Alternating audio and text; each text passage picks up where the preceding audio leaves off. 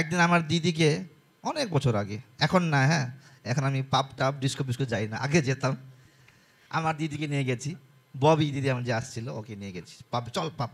গেছি আমি দিদি, এমন গেছি পুরো পার্টি সার্টি হচ্ছে ওখানে, পপ মিউজিক চলছে লাউড, পুরো কান মতন। আর ও একদম পাগল মতন আছে পুরো এরকম করে, হ্যাঁ পুরো ডান্স করছে। তারপর দিদি কি বললো এসে, তারপর বসলাম আমরা, আবার টেবিলে বসলাম। তারপর ড্রিঙ্ক খেতে বলছে, দিস ইজ লাইফ, এইটাই জীবন, হ্যাঁ এইটা হইল জীবন না। কিন্তু আমি ও সমস্ত জিনিস ছেড়ে এখানে চলে আসলাম।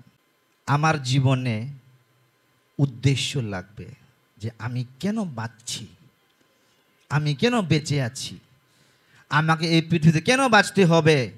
I want to live for a purpose, একটা উদ্দেশ্যের জন্য আমি বাঁচতে চাই।